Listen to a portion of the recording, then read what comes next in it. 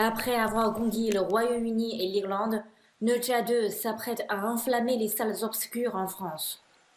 Inspiré d'une mythologie chinoise du XVIe siècle, le film raconte l'histoire d'un garçon mi-enfant, mi-démon, doté de pouvoirs extraordinaires dès sa naissance.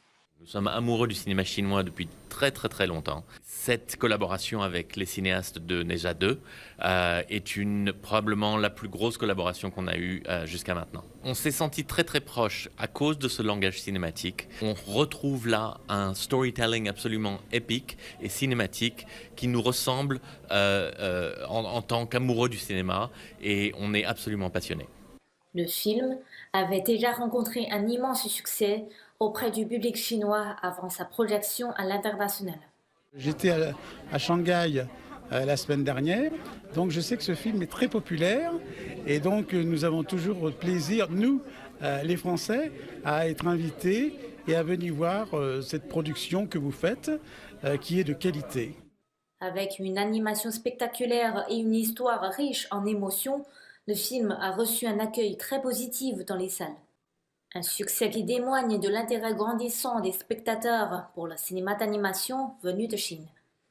Le film était vraiment très intéressant. Les effets spéciaux étaient incroyables. C'est un film d'animation qui est plein de rebondissements et j'ai trouvé ça vraiment génial. Ça a été une vraie découverte. J'ai pas du tout vu le temps passer. Et vraiment les scènes de combat, même un petit peu toute cette notion d'amitié qu'il y a entre les deux personnages, j'ai trouvé ça vraiment magnifique. Je m'attendais pas à autant d'action, autant d'histoires mélangées, etc. C'est vraiment, il y avait des belles images très impressionnantes aussi. On sent vraiment que c'était un grand film. En mars 2025, ce film a franchi la barre des 2 milliards de dollars de recettes dans le monde, porté par une demande soutenue du public.